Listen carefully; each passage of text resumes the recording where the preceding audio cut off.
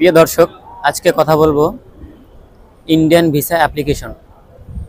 এই Indian visa application অনলাইনে ঘরে বসে আপনি নিজে নিজে মোবাইলে অ্যাপ্লিকেশন করার পর পেপারটি প্রিন্ট করার পর যেই প্রসেসটা যমুনা ফিউচার পার্কে এসে কিভাবে ইন্ডিয়ান হেডকোয়ার্টার অথবা ইন্ডিয়ান ভিসা অ্যাপ্লিকেশন সেন্টারে জমা দিবেন, সেই প্রসেসটা আজকে আমি দেখিয়ে দেব। আমি এখন রয়েছি যমুনা ফিউচার পার্কে। আমার ভিসা অ্যাপ্লিকেশন জমা দেওয়ার সময় হয়েছে 12টা 1 থেকে 1টার ভিতরে। ঠিক আছে, এটা হচ্ছে আমার অ্যাপ্লিকেশন জমা দেওয়ার টাইম। তো যেই টাইম ওখানে আপনি সিলেক্ট করবেন অ্যাপ্লিকেশন করার সময়, আপনাকে সেই টাইমে ভিসাটি জমা দেওয়ার জন্য আসতে হবে। এবং আপনি যদি অনলাইনে কিভাবে অ্যাপ্লিকেশন করতে হয়, কিভাবে ভিসা প্রসেসিং করতে হয় সেগুলো না জেনে থাকেন, তাহলে আমার এই বিষয় নিয়ে কিভাবে আপনি নিজে নিজে অনলাইনে ইন্ডিয়ান ভিসা অ্যাপ্লিকেশন করবেন এবং সেই প্রিন্ট পেপারটি জমা দিবেন, এই বিষয় নিয়ে একটি ভিডিও আমার ডিসক্রিপশন বক্সে লিঙ্ক দেওয়া থাকবে। সেটি দেখে আপনি নিজে নিজে মোবাইল দিয়ে ঘরে বসে সূক্ষ্মভাবে, নির্ভুলভাবে নিজেরটা নিজে করবেন। নিজের ভিসা অ্যাপ্লিকেশন নিজে করবেন, কোনো দালাল ছাড়াই, স্বল্প খরচ। শুধুমাত্র ভিসা অ্যাপ্লিকেশন যে খরচটি রয়েছে সেটি আপনার খরচ হবে, এছাড়া ব্যতীত কোনো এক্সট্রা টাকা লাগবে না। আপনার যদি কাগজপত্র সব ঠিক থাকে তাহলে আমার সাথেই থাকুন। আমি এখন দেখাবো কিভাবে এই আমার ভিসা প্রসেসিংয়ের যে সিস্টেমটি, কিভাবে কি কোথায় কোথায় যেতে হবে, কোথায় কি জমা দিতে হবে, সব কিছু দেখিয়ে দেবো A to Z। আমি যমুনার সামনেই রয়েছি, আমি সময়ের অপেক্ষা করতেছি।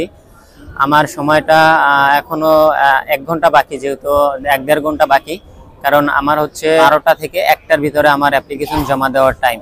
এর ভিতরে আমার জমা দিতে হবে।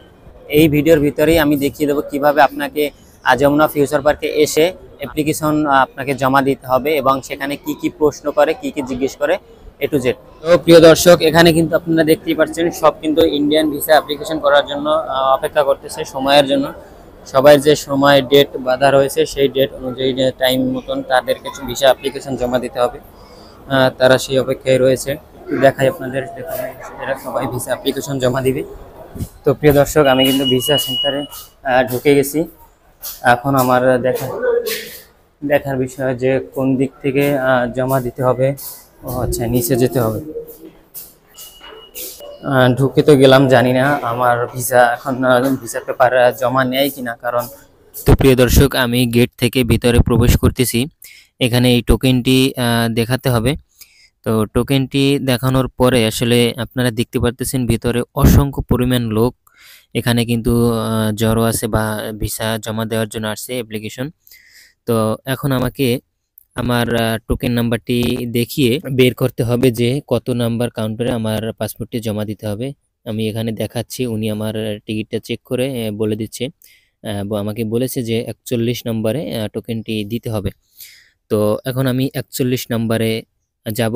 তো দেখেন কি পরিমাণ আসলে পাসপোর্ট জমা হচ্ছে এবং কি পরিমাণ ভিড় এখানে। আমি রীতিমতো দেখে অবাক যে আসলে এত মানুষ ইন্ডিয়া যাওয়ার জন্য পাসপোর্ট জমা দিয়েছে বা দিচ্ছে। তো আপনারা তো আসলে দেখতে পারতেছেন, আমি সম্পূর্ণ ভিডিওটি করে দেখাতে পারছি না। আমি ইতিমধ্যে 41 নম্বরে চলে আসছি। তো এখানে আমি এখন দাঁড়িয়েছি। তো এবার আমি পাসপোর্টটি জমা দিব, প্লাস আমার সব কিছু ডকুমেন্ট চেক করবে, এখান থেকে ফিঙ্গার নিবে।